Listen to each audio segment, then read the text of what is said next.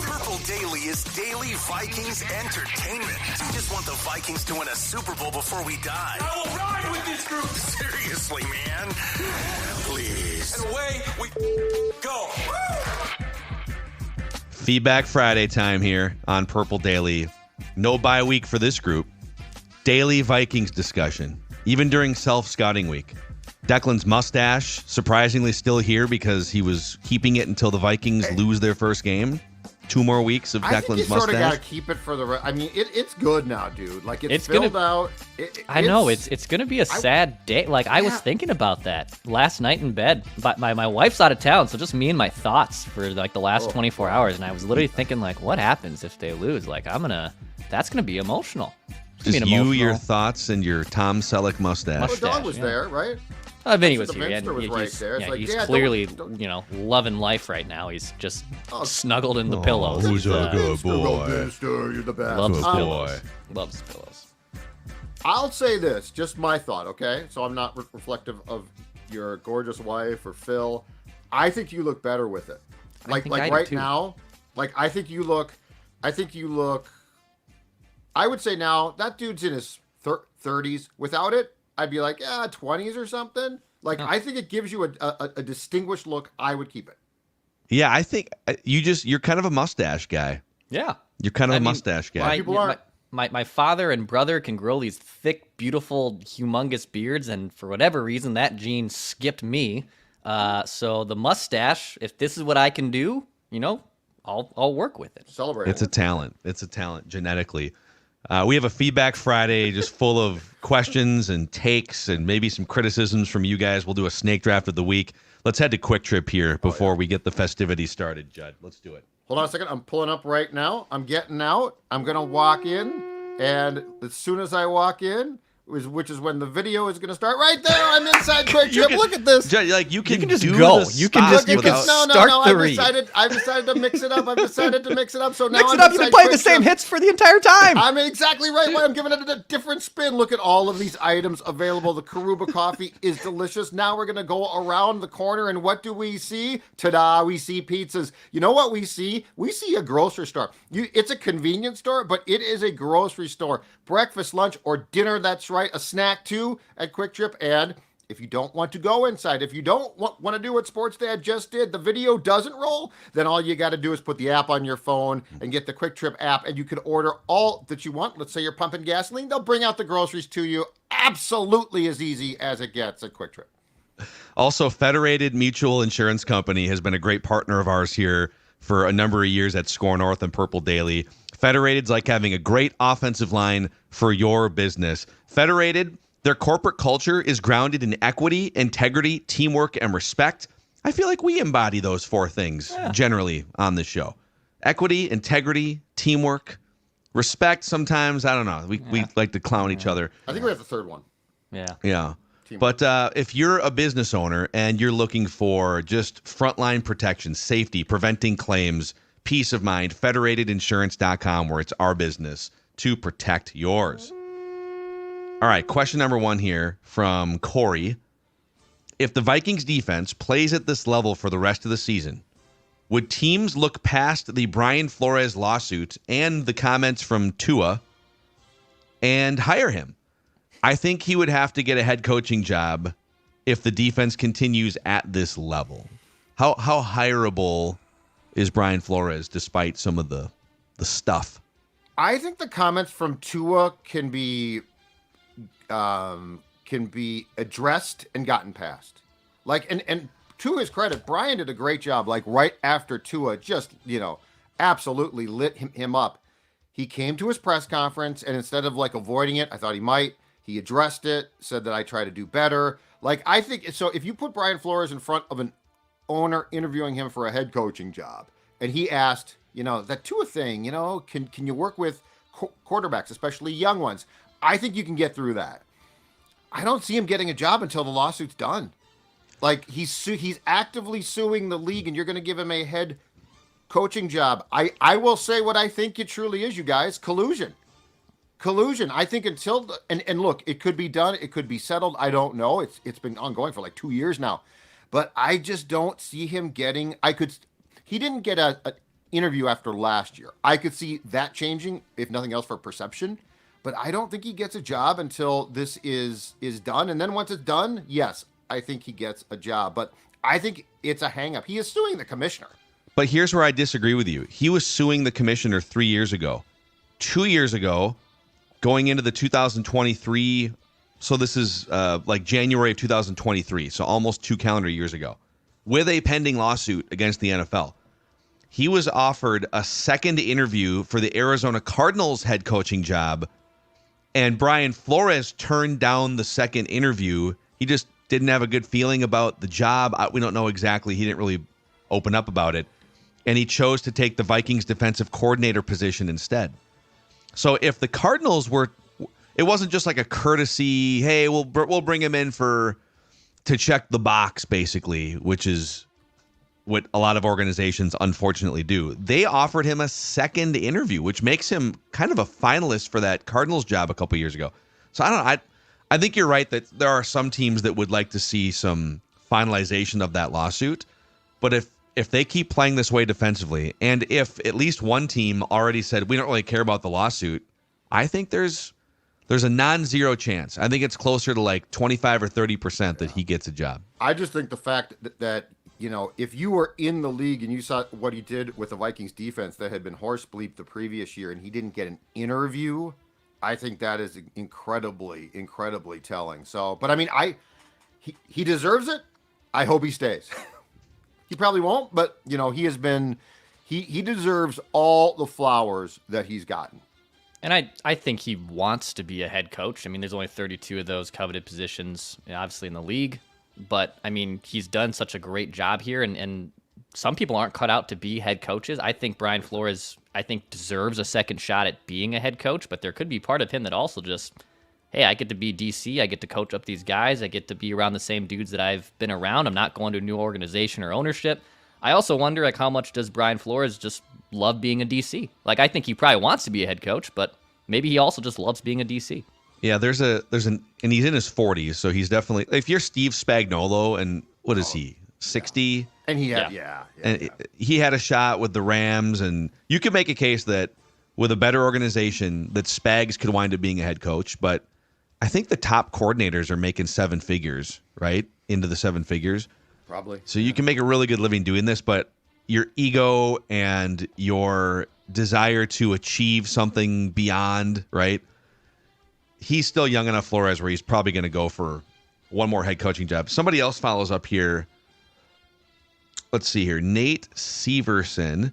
If Flores does get a head coaching job next year, do you think the Vikings will continue to run the Flores defense, given they now have the right personnel in place, with a new coordinator, or do they go in a different direction?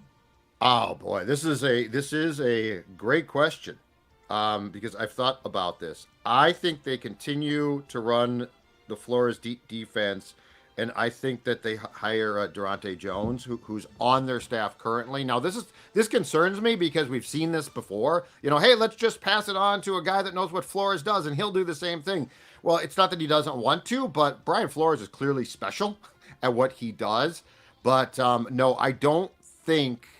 And I mean, we don't know, but I don't think they would bail on this. I think that they like Jones a lot as a DC candidate. And he was the LSU defensive coordinator before he came. And my understanding is that he is very well respected by the guys on this defense. So no, I don't think that they would go get, for instance, Robert Saleh. I think that they would try to stay with what they have and keep the hire in-house. I mean, Saleh's really intriguing. I agree. Because as a coordinator and as a head coach, so he was the Niners defensive coordinator for 4 years, and then this was his 4th year as the Jets head coach. So 8 years of coordinating and coaching. And in 5 of those 8 years, he's had a top 5 yardage defense.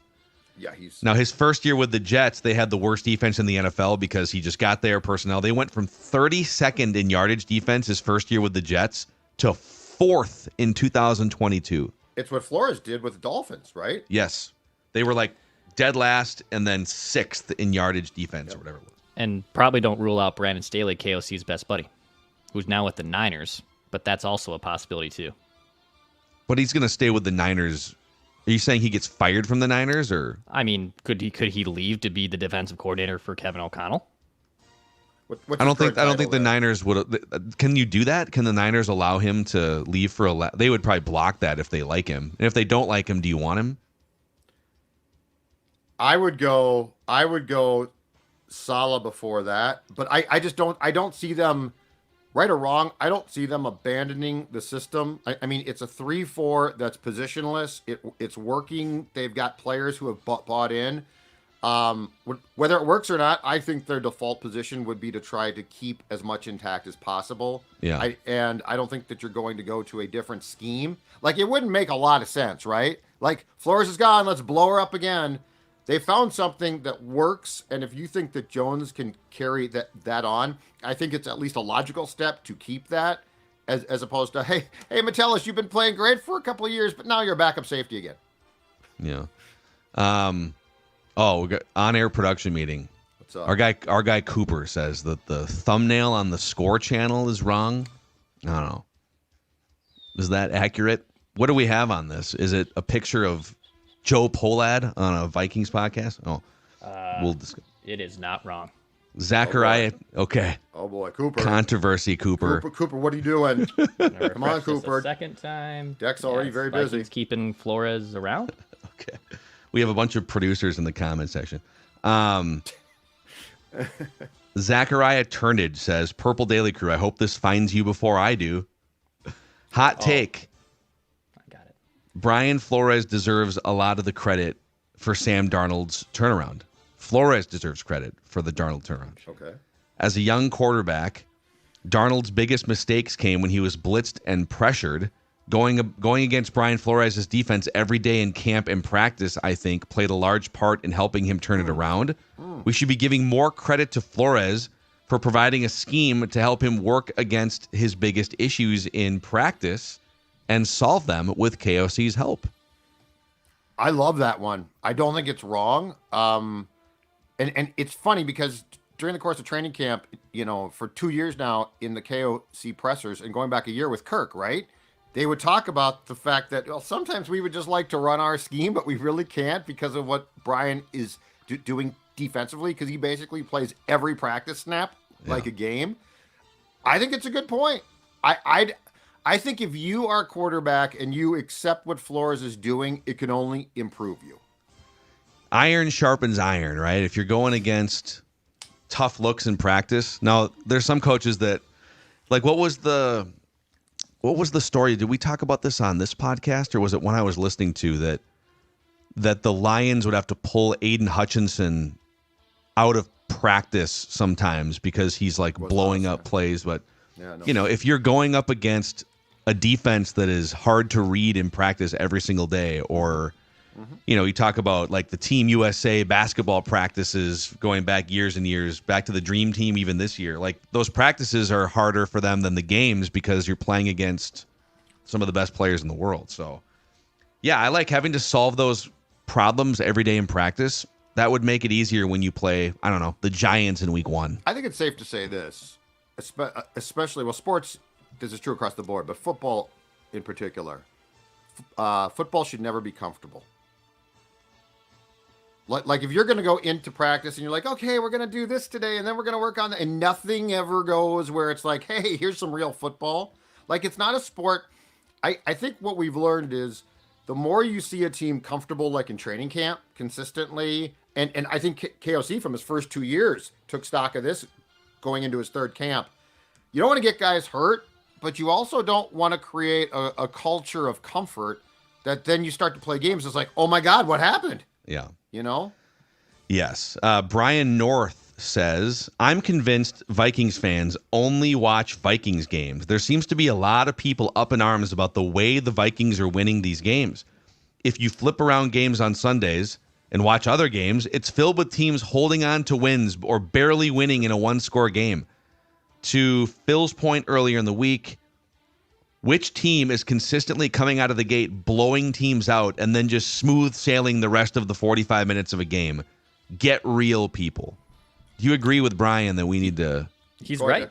I mean, he's right. I mean, we fall victim to this, and hey, I'll raise my hand. I'm the same person that gets a little too nervous about this. But yesterday, like I watched the majority of the Thursday night football game between the Niners and Seahawks. Niners get up 23-3, and then 14 unanswered points by Seattle. And now it's a close game.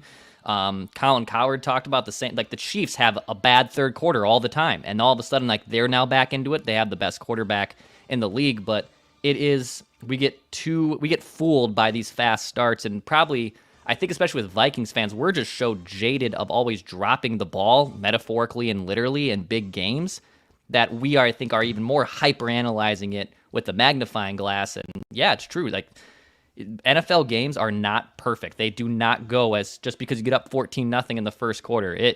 There's a lot of time left there, and you're not just going to be smooth sailing to a victory. It's our sports trauma that allows us to get that anxiety in the third quarter of a blowout game, and it validates like, oh, they're coming back. But see, yeah, and it's true. Like the league is filled with muddy, ugly games that are like that. But I do think it's fair if you're a Vikings fan and you watch the Vikings, I think it's fair to pick apart what starts to go wrong. Like if you it's a fine line here. I think we can all acknowledge that the Vikings' last two games are not these shocking meltdowns. But we've also seen things, Jalen Naylor, don't try to catch that punt, and the Packers don't get a jolt of life, right? So I think we can also be fair in analysis of what we see going wrong. Right, but just because Jalen Naylor muffs a punt doesn't mean that this team has now proven that it's not a real contender among the other teams in the NFL. Yeah, right. But we can break down what went wrong. My point is, it's not unfair to talk about, hey, why did that game get so close? What did they do right? What did they do wrong? But yes, I mean, this league is filled with games that they're fun as hell, but I would never call them, for the most part, pretty. Dr. Chow chimes in here in the YouTube comment section. Judd thinks Dr. Darnold Chow. should be benched. JJ McCarthy. It's going back to the Monday. And then Chris Burke chimes in here too. This is going back to hottest Vikings takes on the Monday episode. Appreciate the show and the entertainment you provide, but the hot take of Judd and Declan, because Declan did say that you guys landed on the same hot take. Yep, I beat him to it. That Darnold would be benched after the bye if JJ McCarthy was still healthy was undoubtedly and unequivocally the single dumbest thing anyone has ever uttered on Purple Daily. That includes the listeners that come on the show. There's wow. That's not necessary. Chris Burke, that's a hot take. There's too many reasons to list why this was an asinine take, but primarily it would immediately lose the locker room. You talk about Reb McCombs in 2003, kind of pouring cold water on that team, or Zimmer in 2016. How do you think a 5-0 locker room would react to a rookie being inserted? Quarterbacks struggle all the time. Look at Mahomes this year or Josh Allen last game. Obviously, Darnold doesn't have anything close to the track record of those guys, but he is 5-0 this year. Just a ridiculous thing to say that Darnold would be benched after the 5-0 start. Yeah, no, it was stupid. It reminds me of when we talked about Cat possibly being traded because he never would have been not traded. comparable. Not the same thing. Judd. It reminds me of, how's it not comparable? Anything can happen in sports. Okay, but well, yes. If you put the blanket of anything can happen in sports. Anything can happen in sports. Okay, then that opens up for us to talk about literally anything. But he's saying specifically, and I agree with him, even if Darnold had a rickety game and JJ was healthy, if you make that change at 5-0, the locker room does look at you sideways. Like, whoa, wait a second. And if JJ stumbles, do you go back to Sam after like ripping his football confidence away? Like it's a tough move to come back from if it doesn't work with JJ. And I understand this whole exercise is rooted in hottest Vikings takes and a hypothetical that can't come to fruition. The one thing I didn't include, and I probably should have initially, although I might have mentioned this off the top, there was a chance, and it was higher than people think, that Sam Darnold never would have started the season. Yeah. And McCarthy would have. All I'm saying is you got to keep in mind when you talk about losing the locker room, you're doing something where people are already questioning you. No one's questioning Kevin. And McCarthy is his guy. And again, I get very frustrated now because I'm getting all of this Sam Darnold is, if he wins, they're going to bring him back. He's not coming back, folks. He's not coming back. They are in on McCarthy. And the fact that he might have started, like where this becomes like the cat thing is, we tend to dismiss things out of hand. No, that could never. This is professional sports. Things happen. I'm not saying this would have happened. I'm saying personally, with what I've seen, if you think JJ McCarthy's as good as you think, don't sleep on the fact that something weird might have happened. Judd is so misunderstood. Just a misunderstood soul with this Darnold take. Well, look, there's a reason for sports conspiracy theories. But Red McComb, so let's break that down too, because there's some lack of understanding here. Sports dad. Red McCombs went into the locker room of a perfect team. I think they were 6-0 at the time, or 5-1. Yeah. They lost to the Giants in 2003, and he reamed the players. So to bring up what Kevin O'Connell might have done with what Red did is asinine. They're not even in the same. You talk about the cat thing not being a comp. That's an asinine comp. Kevin O'Connell is trusted. Everybody loved McCarthy. So you're not now. If JJ McCarthy was a raging a-hole, and they're like, let's start him instead of this guy who's played well, then yes, you've got a problem. But there is a patent, an interesting lack of understanding here about how sports can work. Now, that was a hot take. Do I think it was going to happen? No. But some of the reasoning, like we get narrow focused. Kirk's got to come back. Justin Jefferson's going to demand out. Kirk's going to come back. He's got to come back. Oh, he's not back? Oh, okay. It drives me crazy. I've always told Dawn this. This is the thing that drives me nuts. We can argue about Tread things. lightly. Be careful. Oh, yeah, no. Be careful. No. But we'll argue about things or like disagree. And she's right a lot. She's very, and you'll very say smart. You don't understand? No. That I did it one time. That's a stupid thing to say. I will report myself.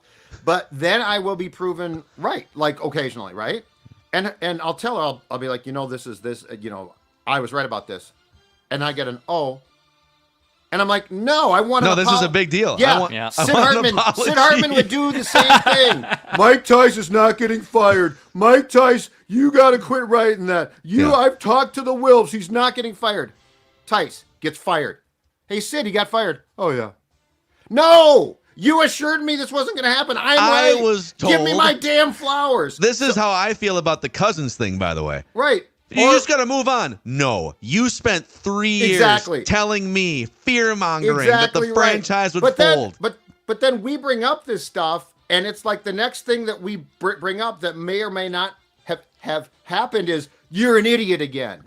Hold on a second. You were just the moron. Yeah. Not me. And I'm the one who's around teams. I know how these things work. I haven't done this for a long time not to know. So, and on your hottest frustration take, with people. Long-term, I agree. They are replacing Sam Darnold with JJ McCarthy, and there will be. It's not happening because he's on IR, but there will be, much like with the Kirk discussions, a lot of hand wringing. Be careful on a lesser scale. Be careful what you wish for. This is a known commodity, but smart people. There's a lot of people who run sports franchises that aren't as smart as you think. Mm-hmm. I think Kevin O'Connell is every bit, if not smarter than you think. That dude has saved the Vikings from Will Levis, Anthony Richardson, and so I trust Kevin O'Connell. And when Kevin wanted Kirk back at a certain price, but when it comes down to it, no, Graham, I did not say my wife was. Graham, did Judd just say his wife was a moron? I just said when people are wrong and they're going to fall on the sword, and then they're proven wrong, that I want an apology, I want an acknowledgement, I don't want okay.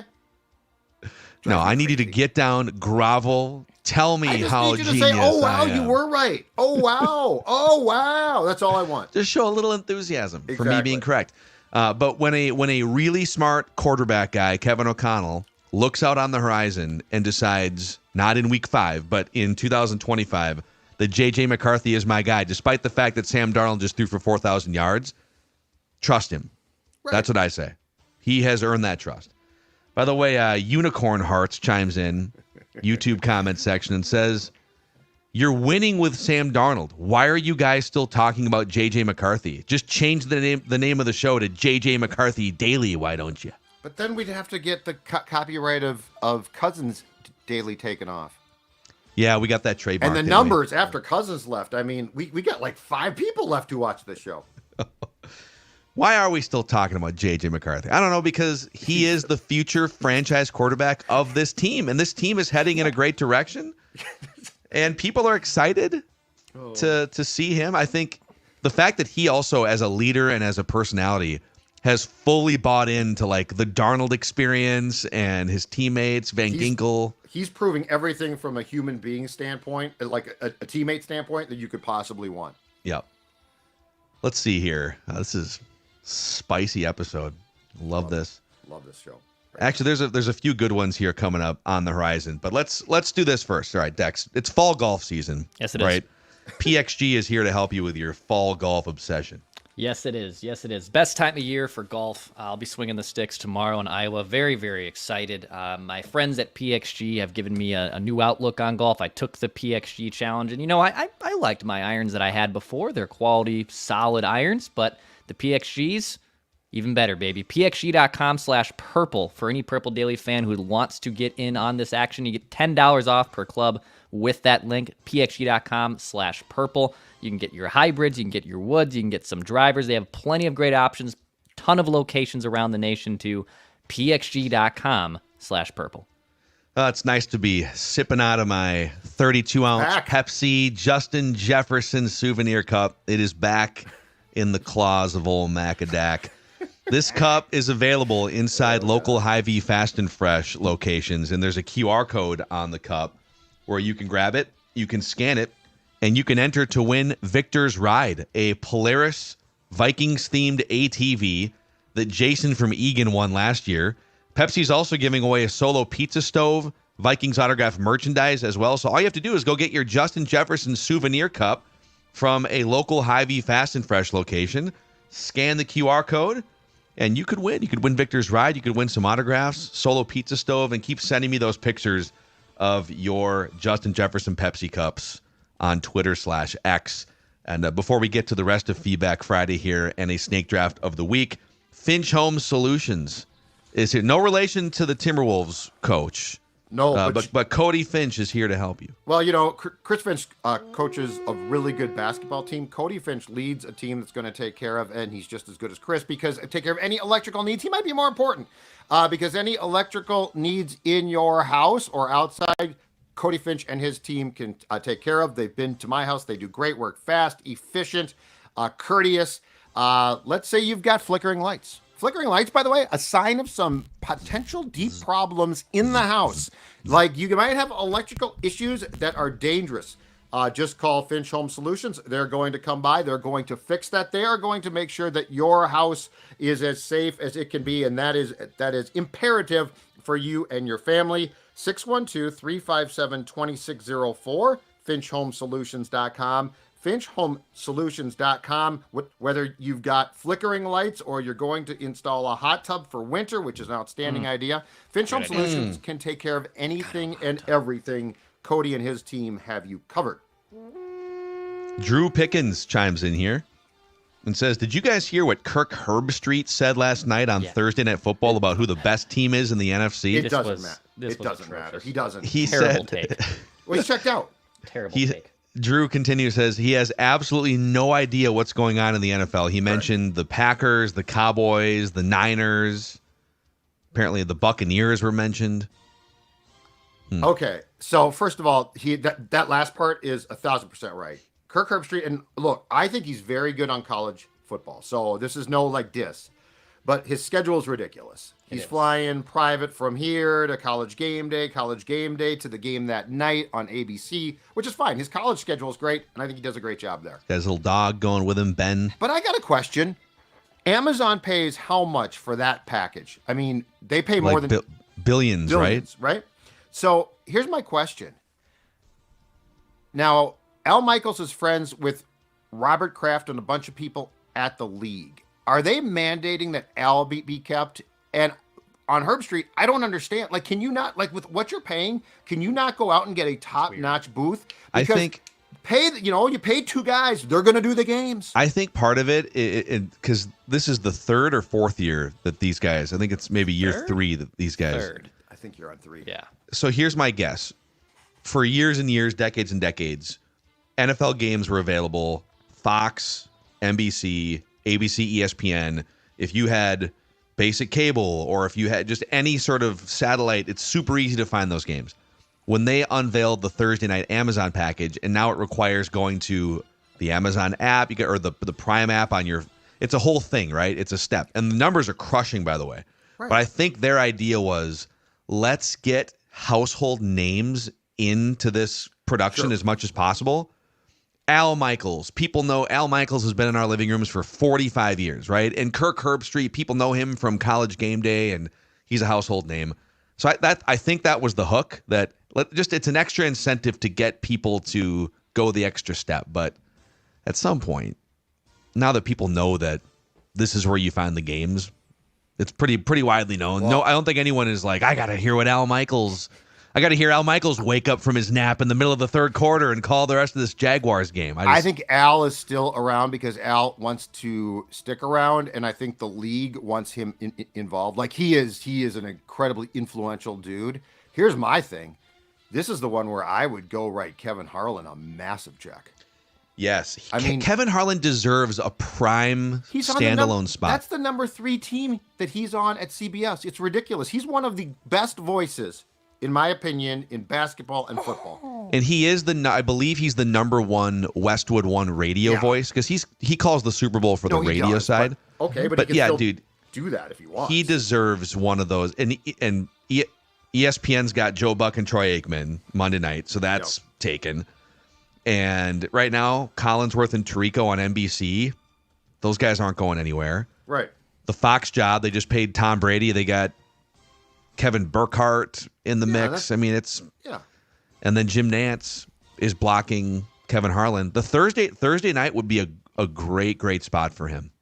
And not that he's not very good, but Ian Eagle is the number 2. Yeah. At CBS, so it's like Harlan. CBS Sports presents 7 County soldiers shot at my Chevrolet. But the Harlan thing makes a ton of sense, and he's the one guy. I will say this: name me a play-by-play guy who makes his analyst as good as Kevin does. I think Kevin brings the entire level of his broadcast up. I like the pregame booth. I like the Prime. I like Clarissa Thompson. I like everyone on there, but the play-by-play and color booth could be a lot better. Oh yeah. Yeah, it's very, very sleepy. Chris in Atlanta. Hot take. If the Vikings self-scout successfully and beat the Lions, they will be true Super Bowl contenders and make it to the NFC Championship game. P.S. I'm not saying that a loss ends the hope of a deep playoff run, but a win against the Lions would confirm what we've seen so far this season, that they are legit. How much meaning do you guys put on this Lions game next week?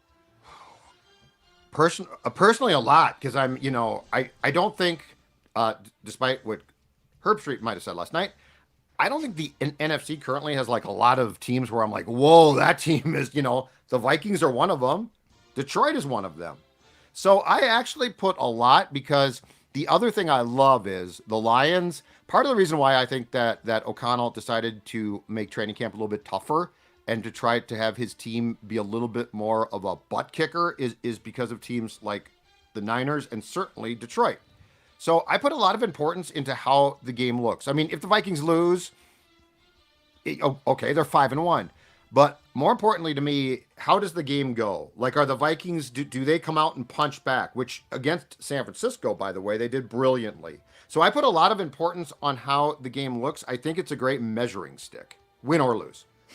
Well, if they rack up a win against the Lions, and now you've got wins against the Lions, the Packers, the Texans, the 49ers, you are literally just mowing, and the Jets defense too, by the way. I know the Jets aren't a Super Bowl contender, but it's tough to find another team that would have played the schedule that the Vikings have played and plowed through them with 6 wins. It'd be a really, really, well, it's not like racking up a 6-0 record and you played the Patriots and you got the Panthers, and a Saints team with a backup quarterback or something, it would be about as legitimate of a 6-0 start as you could possibly get. And just for tie-breaking purposes, like the Lions have already lost a conference game. The Vikings haven't lost a conference game. They're 3-0 in the NFC. The Lions have the Cowboys this week. So like a stumble by the Lions against Dallas in Dallas this weekend and a Vikings win, like the Vikings have a huge lead on every tiebreaker imaginable too. So a very pivotal game. Very pivotal game. Yep. Samj Little says tonight's game, so last night's game with San Francisco's second running back go down, and the third back comes in to seal the game, is the reason why we need more depth at running back. Kwesi, get on the phones. Yeah, Mason. So Mason came in leading the league in rushing, I think. It was like him and Derrick Henry. Yeah, it was like second or something, yeah. And then they just go, that system, that Shanahan system too, has always spawned just out of nowhere running backs. I will say this, we're going to do, in place of Ventline on Sunday, we are going to do some bonus feedback, and also you guys, we've been kicking around the idea of Sam Darnold landing spots for 2025. I have put together a list for you guys. All of that will be on Sunday, and part of the feedback on Sunday is potential running back trade candidates, and there's a name that keeps coming up. So I'm just going to tease that for part of our Sunday episode in place of Vikings Ventline. Caleb Van Omberg says, when are we going to have an honest conversation about our special teams coordinator? Our special teams have been a mess since he got here. This Sunday morning game is just another example. Terrible penalties, poor coverage on punts, brutal. I mean, yeah, against the Jets, it's awful. Four penalties alone. I mean, just hard stop right there. It has to be. It's funny because Big Leg Bill has sort of been a deodorant for the rest of what stinks because he's just been so good. But that being said, I would imagine if they're among the areas picked apart during the self-scout, special teams has to be probably one, offense two. Defense can just take the week off. But yeah, I would imagine that there has to be a lot of introspection. Now, I will say this. The Naylor screw-up was part and parcel. He was told to let the ball go in that situation. He did not. Unlike Dex, I trust Powell. So, like, if that had been Powell, I'd be like, what the hell? Naylor was put in a tough situation and botched it. But that does not excuse the Jets game. It does not excuse the penalties. It does not excuse the returns. I have been surprised by the letdown of a lot of the other, outside of the kicking game, of the other aspects of the special team. So, yeah, Matt Daniels probably had some introspection to do this week. I don't disagree. He was very highly regarded, I feel like. I like him. Yeah. Good speaker, I like him a lot, too. Yeah, it's really good. But, yeah, it's not, I mean.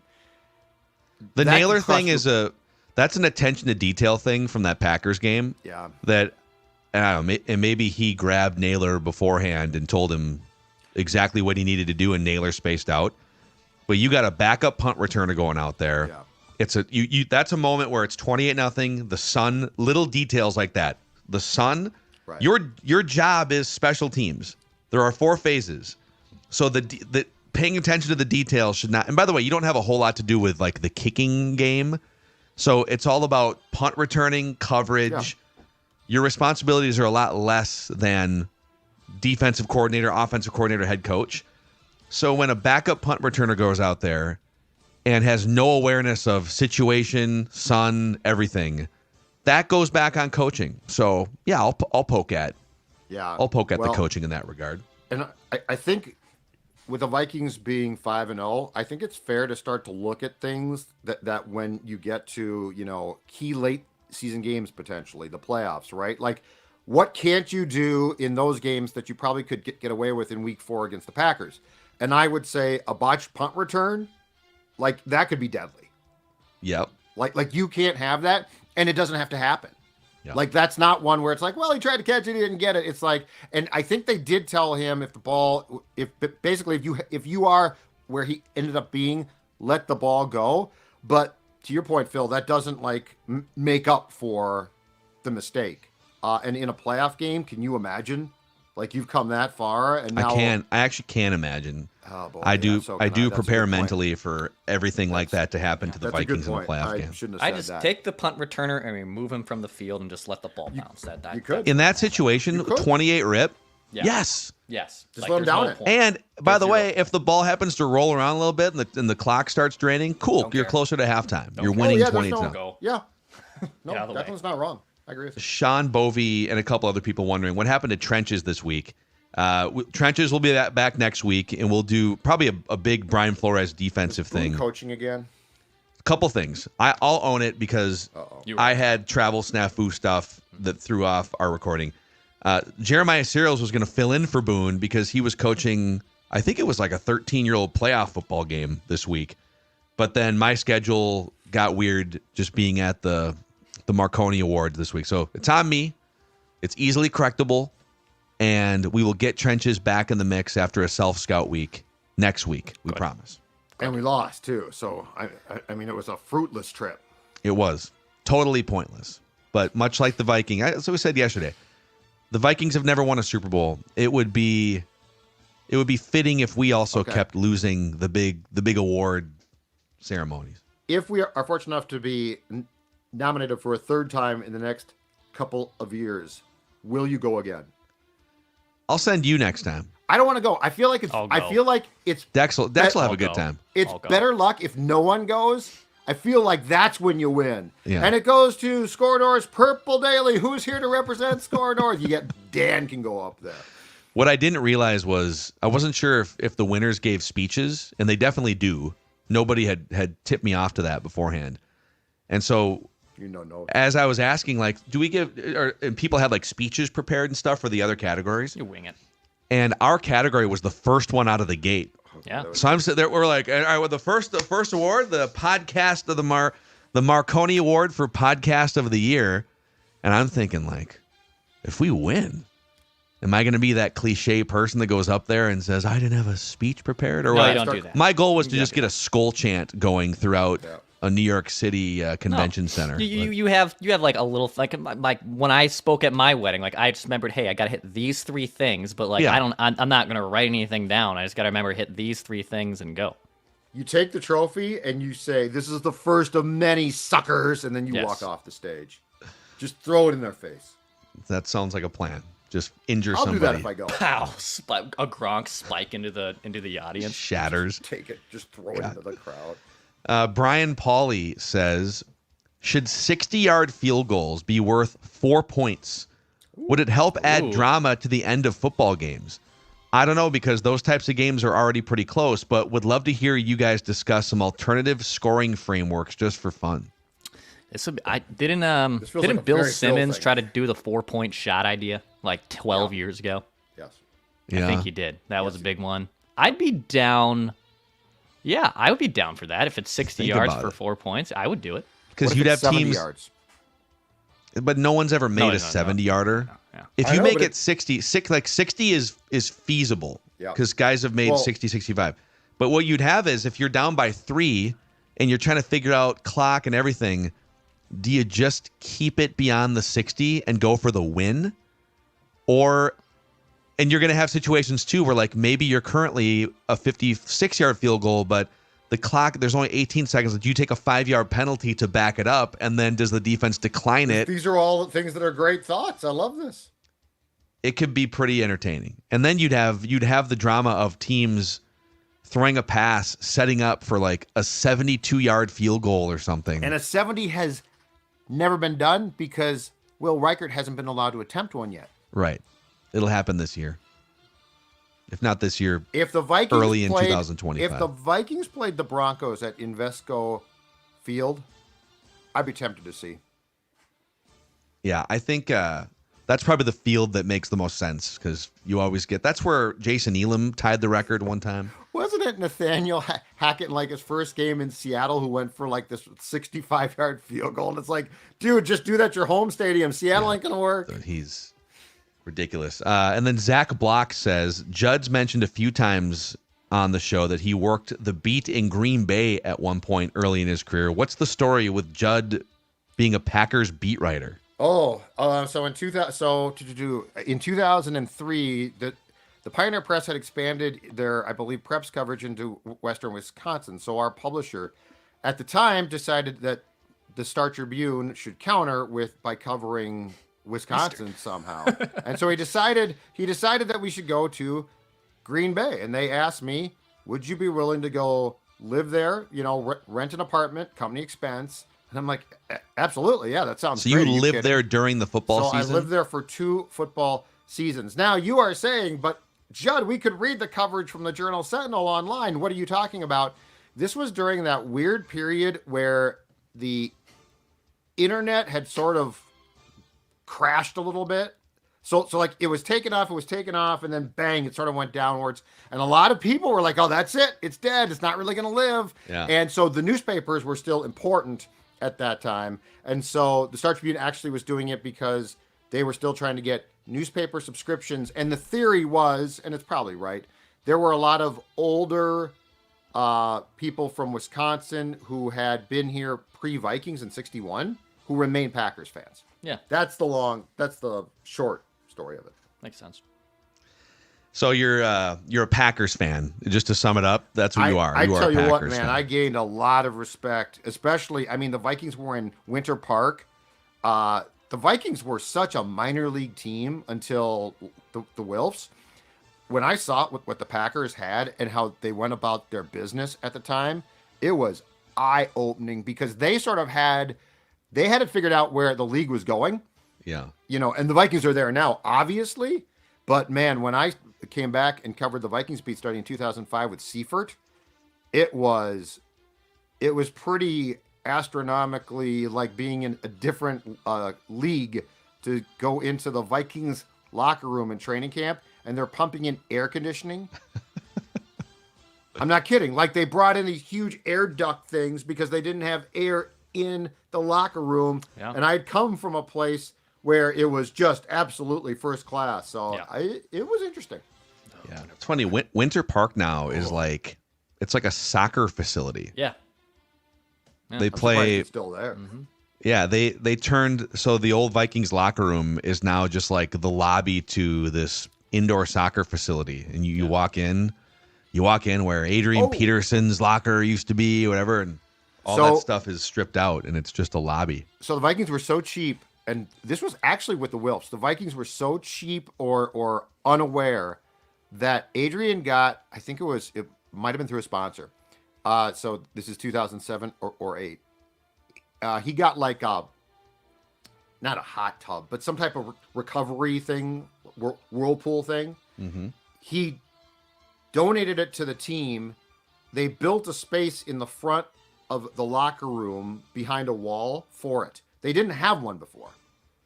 So he bought that for them with his first contract? I don't think he bought it. I think it was part of a sponsorship or something. I think it was free to him, but it was for him to, I think, just take home. And he gave it to the team because they didn't have one. Were other players allowed to use it? Yeah. Yeah, I think it was just, hey. But, the point was, this is how behind the times this team was as recently as, let's say, 2008. And now they're on the player survey. They're just number one across the board for facilities, for food, coaching. It's a college campus.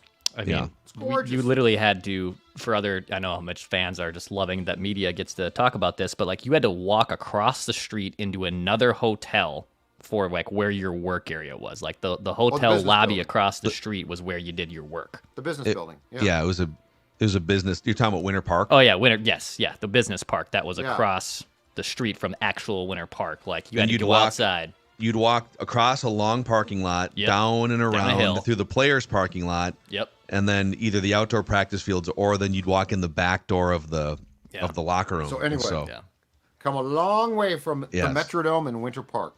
Yes. Hey, what's happening on Underdog here, Dex? We got Week 6 action has already started. What are we looking at? Oh man, Dex tweets on a heater. I sat down yesterday and I was like, how well am I been doing on Underdog lately? Because I had a couple big pick'ems that worked out in my favor yesterday on Thursday Night Football. 4, 2, and 1. That's right. I did have a push on one of these, but 4, 2, and 1 in my last 7 pick'ems on Underdog right now. So if you'd like to get in on the fun, if you haven't joined yet, promo code SCORE gets you a 50% deposit match. Yes, it's bye week, Still plenty of great things. Hell, you can still make pick'ems on the MLB playoffs, on the WNBA finals with the links in it. Plenty of great options at Underdog. Go download Underdog. Use promo code SCORE for a 50% deposit match. So, Judd, you told us the folks at Spidex stopped by this week, huh? Trip number 2. So I had a mouse problem, past tense. So the folks at Spidex on the first trip, they put in some traps to sort of monitor things. They came back yesterday, and let me tell you what they did, okay? What they did was, first of all, they sealed up about 8 entry points, because my house is old. About 8 entry points. In fact, that right there, the sealing, is exactly what they did. They did a thorough audit inside, and here's the most interesting thing that I didn't know, outside the house. So they put these, they're not traps, they're just like, I think they've got poison, but they put these things outside the house to see what the mouse population is like outside my house. This is gross, but the mice had licked one of them, and they're big, completely clean. Completely clean, which meant we had a major infestation outside the house, which is how they got inside. Anyway, Spidex, great. They brought 4 guys. They're fantastic. They are taking care of a problem. We don't talk about house problems because we're like, nobody else has mice. I'm embarrassed. Don't be embarrassed. Get Spidex. I'm telling you right now, special offer, $125 off your first service by calling 952-333-8813, or check them out at Spidex.com. That's SPIDEXX.com. They also serve outside the metro. In fact, I guess the Spidex boss in Des Moines, big PD fan, got a call from a person in Des Moines who said, "We heard about you on Purple Daily. Can you help us?" And they said, "Of course we can." I heard it was a fake call from a gigantic mouse trying to troll. These sons of a buck. It's Bob. I have found out they scout your house when it's warm to see when they can move in. I also didn't know this. Mice can crawl around on trees and go on your roof. Oh, yeah. Yeah, they're sneaky little buggers. Anyway, Spidex, man, taking care of me. Woo, love them. Gentlemen, it's time for our snake draft of the week here on Feedback Friday. And this week's theme, somebody brought this up earlier in the week, or maybe last week. Worst T-shirt stains. Worst T-shirt stains. We'll say white, like a white T-shirt like Declan has on right now. Which I will inevitably stain here in the next few hours, yes. Some previous snake drafts of the week include movie villains from last week, cheese-related foods, greatest moments in Vikings history, NFL expansion cities, best chips, worst household chores, and many more. Keep sending us suggestions via the YouTube comments section, too. So, the draft order this week, I have the first overall pick. Judd has the second overall pick. Dex has the third, and then the wraparound. 3 rounds. Are you guys ready? Yeah. Nice. Let's go. I should shout out here, too, because we've got about 1,500 people hanging out with us live on this Friday morning.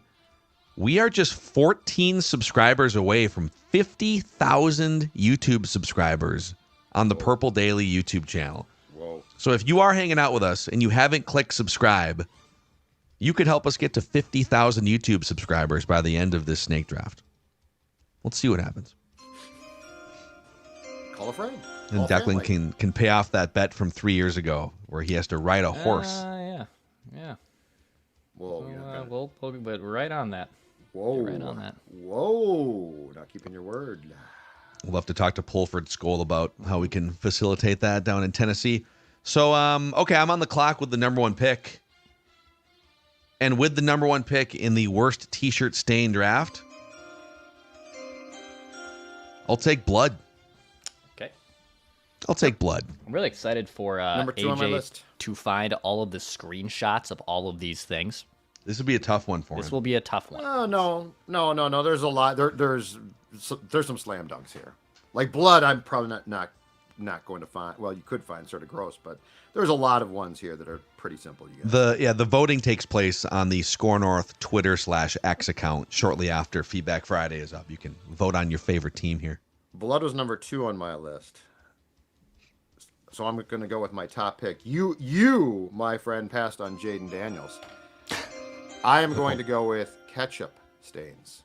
I love ketchup, but it's a brutal stain. Ketchup. I love how you're equating ketchup stain to the I Jaden love ketchup. Daniels. Yeah, but I love ketchup, but it's a brutal stain. Well, no, like you're the Bears, and you took Caleb, and I'm like, I think the best quarterback is Jaden. I think the best pick here is ketchup. But blood was high. Don't get me wrong. I think you're gonna win some games. I think you're gonna win some games with blood. I know Phil has experienced numerous lunches and press box settings with Judd. Obviously, I have too, but just the dollop of ketchup Judd brings onto a boat or his plate. Oh, Phil's seen the worst of it. Well, the most shocked I ever was is Judd and I were getting lunch after a live broadcast. We used to have a partnership on 1500 ESPN radio with like the local lacrosse team. Yeah, the Swarm. The Swarm. Right? They were like 2 years and then Until defunct. we chased them out of town. Yeah. And then so we did a live broadcast during Swarm shoot around. I don't even know what. Yeah. And we went over across the street in St. Paul there, across the street from the X, and we just sat down for lunch, and Judd orders a chicken Caesar wrap, which I love, by the way. Love me some chicken Caesar wraps. Yeah, absolutely. And squeezes a dollop of massive like glob of ketchup and starts dipping his chicken Caesar wrap in the ketchup. Delicious.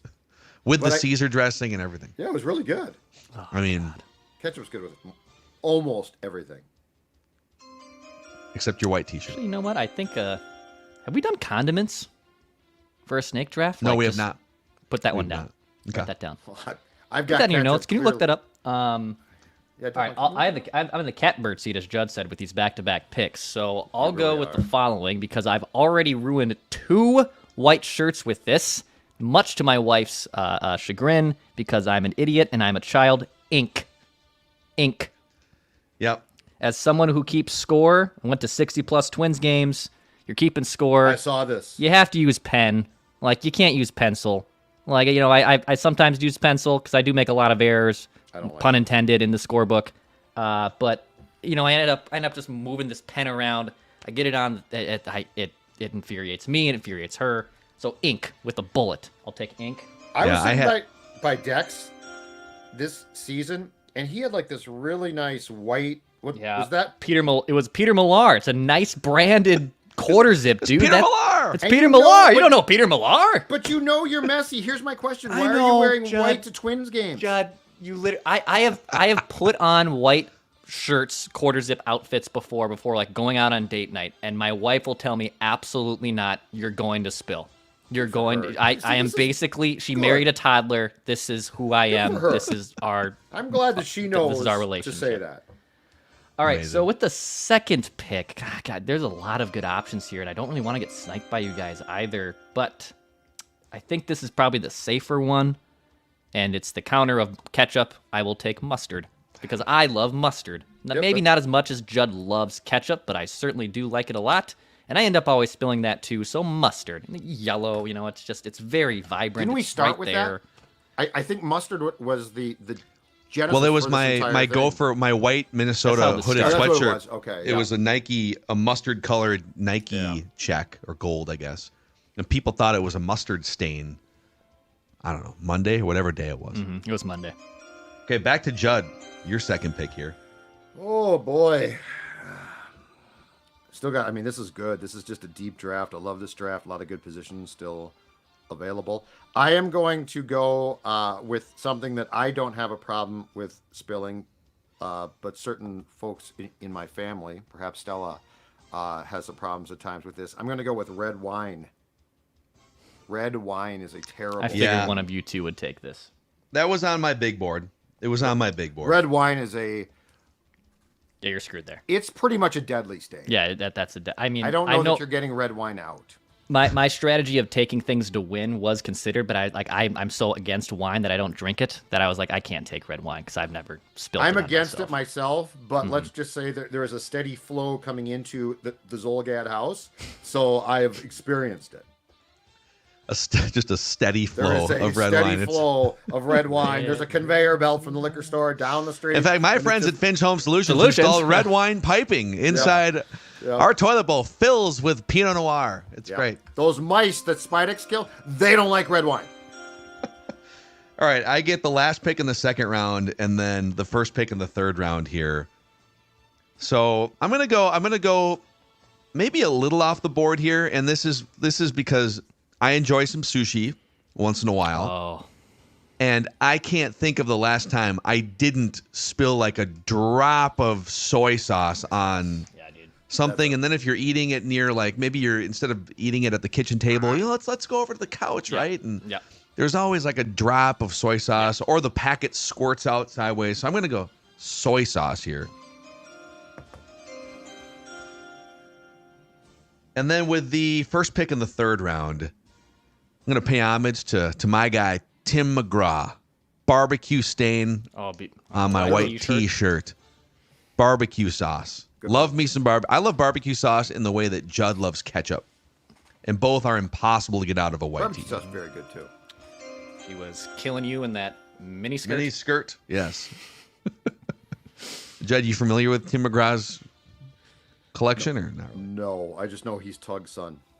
About to say, Judd probably knows that his dad was a baseball player. Yeah, I do know that. I don't know a lot about it. I can't keep these guys apart. Their songs all sound the same to me. Dude, Tim McGraw, by the way, that guy is jacked. So he played Target Field this is like 15 years. Yeah. He's still jacked now. So he played Target Field, one of the first concerts that they ever had, 2010. And there was a bunch of videos of him as the other, because I think Chesney opened for him. So Kenny Chesney's like playing. And McGraw, instead of like, I don't know, playing some guitar backstage or doing some vocal work, which maybe he did, there was a video of him with one of those monster truck tires, just getting yoked before going on, like lifting a monster truck tire and pushing it and doing all this stuff. Guy's ridiculous. All right, back to Judd. Oh man, still a bunch of good stuff on my big board. You know, I was deliberating coffee because a coffee stain is bad. Yeah. But you know what? I'm going to go with something that I think is actually harder to get out. It's chocolate. Okay. You get a chocolate stain, it's very hard because and the problem too is, so if you get like a coffee stain, it's hard to get out, but there's no what's the word? Continuity to coffee. Like a chocolate, you've got to get the chocolate sort of off the stain, and then you got to try to attack the stain. Hogarth says these aren't stains; these are badges of honor. I like it, Hogarth. Brandon says this specific snake draft is the worst thing this podcast has done since Randy's stud Don't stables. do that, man. Randy watches. I think don't do that because he's gonna be pissed off now. I mean, I'll be honest. At first, I was not on board with this, and then as we started, I was like, you know what? This is actually really good. I had questions about it. Really? But now I think that there's like a whole UDFA There's like class. 10 others easily here. Yeah. And Dex, you do get the last pick here, Mr. Irrelevant, in the worst T-shirt stains. I'm between draft. I'm between two. I'm between two specifically. Coffee is one of them. Actually, I'm between three. Crap. So I told you guys this isn't more of a stain as it is like a scent. But like I spilled gasoline on a shirt and I had to like throw it away. Like it didn't stain necessarily. Like there wasn't a blotch, but it counts. It's eligible. You can't get that smell out. Then you couldn't smoke your cigs. I couldn't smoke a cig. That only happens if I'm like very inebriated and someone has a smoke post bar crawl. Like that's a different. I don't just casually smoke a cigarette. I never understood that one, and you are not in a small group. What is the whole thing about? So does that mean that you were a former smoker? Like what's the? I mean, like as a guy that drinks, I've never gotten through my like sixth beer and been like, "Yeah, time to light one up." I mean, I don't know. Phil, have you? No. I've never had a cigarette. My dad smoked 2 packs a day, and it drove me nuts. Sure. And so I'm just. I've had them, but I don't know. I'd socially smoked maybe in college, but then like there is something about and no menthol. Menthol is for the birds. I don't know how people smoke those. I need a regular cigarette. But there's something about like after a few beers that it is great. It's absolutely great. Old Dex. If it didn't kill you and make you smell like ass, I would do it all the time. But you know, those are two pretty big ones. Yes, 100%. If it didn't kill you and didn't make you smell bad, I would do it. I would 100% do it. Dex? My father did a little bit. Okay. Yeah. So I will take gasoline. Gasoline. I'm gonna take gasoline. Okay. Yep. Wow, what a draft here. Okay, so Dex winds up with ink, mustard, gasoline. Really strong team there. Judd with ketchup, which might be the popular favorite. Yeah. Red wine and chocolate, kind of going through the evening there. And then I'm also going through the evening, blood, soy sauce, and barbecue sauce. This is going to be a tightly contested battle on the Score North Twitter. So you start off by killing someone, and then after that, it's like, oh, you think it's someone else's blood? We don't know. I should have specified. Is it my blood or is it someone else's blood? So you're a hitman. You get blood on you, and then your first thought is, go get some sushi next door. Let's go to a restaurant. And then you spill that on you. Judd's journey is hilarious. Ketchup, red wine, and chocolate. Sounds like a Saturday night to me, boys. Great Saturday night. Oh, man. Hey, Nicolay Law. Shout out the exclusive personal injury law firm of Purple Daily, helping to power these wacky snake drafts. Nicolay Law knows that when you or a loved one gets injured, ordinary life can come to a stop and things can get complicated. That's where Russell Nicolay and his team come on in, help you get the compensation you deserve after an accident. If you've been injured, get Minnesota's local award-winning injury lawyers, NicolayLaw.com, or give them a call at 1-855-NICOLAY. Yeah, there are some people like bacon grease. I almost put like cooking oils. You get like an oil or something or grease in your shirt. Yeah. It's tough. I love the gasoline pick. Gasoline is. It's not necessarily the stain of it. It's the scent. You're screwed. Like I've thrown away shoes. I've thrown away a shirt. It's the whole thing. My deepest secret, I'm not a bacon fan. I'm just not a bacon fan. Interesting. Like bacon grease ain't gonna happen because I'm not a bacon fan. Really? You don't like the taste of it, or? I mean, a good like if it's perfectly cooked, it's good. But I never hunt it out. So you hate bacon, but you love ketchup on a chicken Caesar wrap. And I would smother a piece of bacon in ketchup. Oh God! To cover up the taste. No, okay. To Judd's point, though, people treat bacon as if it is like the greatest food that has ever. And I like bacon. Yeah, but I do not go gaga for bacon. I like it. It's just a piece of home cooked bacon that, like, if you're at a restaurant and they do it perfectly, okay, yeah, I'm in. But like, if you're like, I'm gonna make some eggs, should I make some bacon? I'm gonna grill it up and it's gonna be crunchy. It's like, no. I don't even know who you guys are. I mean, these bacon. That's what I'm saying. It's one of my deepest unnecessary bacon slander at the end of this episode. If it's bacon on the side, chewy. I like chewy bacon. But if it's a BLT, I need crispy. Like, you can't have chewy bacon as you're trying to bite into a sandwich. That would not go well. But I like bacon. Just people act like it's the greatest thing that's ever been made, and it's good. I can live with Declan's take on this. Yeah. I'm disappointed in Judd's take on this. Yeah. But it's just, it's okay. It's not that great. I could live the rest of my life without another. You said you need to cover up the taste of it. That's where you. Yeah, because a lot of times people think good bacon is burnt, so you'll get bacon that's basically burnt. I just put ketchup on it. I love how Judd's solutions to life are put ketchup on it. The two greatest coolants of food in the world are ketchup and applesauce. Yeah, just pour applesauce on something that cools it off right away. What? Wait. Yeah, no, Judd has talked about this before. Yeah, this is not. What? The bacon thing I don't talk about a lot because I feel like I get a lot of pushback. So you're like a toddler, basically. So you're. Well, it depends. Just glob ketchup, applesauce. If it's good no food, bacon, if more it's good, applesauce. If it's good food, no, I'm an adult. But if you're going to give me burnt bacon, which is what you'd give a toddler, then yeah, I'm going to dump something on it. Yeah, I'm not a big fan. Oh, man. Someone comments, applesauce on pork chops. For sure. Applesauce on pork underrated. Chops. Brady Bunch episode. Applesauce and pork chops. Vinny's a big applesauce guy. If we can't get him to eat the dinner, we'll put a little applesauce See? in there. I'm like Vinny. He's my guy. Right, Judd's like a dog or a toddler. All right. There's your snake draft. You can vote officially on the results here on the Score North Twitter/X page. Let's see. Did we get to 50,000? Let's see here. I don't know how many of you are not subscribed. Oh, we're 5 away. 49,995. Call your family. Call your mom. Call your dad. Just have them hit Hide that your wife, hide your kids. subscribe button, even if they don't really care that much. Yeah. So thank you guys for hanging out with us this bye-week Feedback Friday. We've got episodes coming out throughout the weekend as well. We just want the Vikings to win a Super Bowl before we die. But if they don't, we can just put some ketchup on it. Ugh.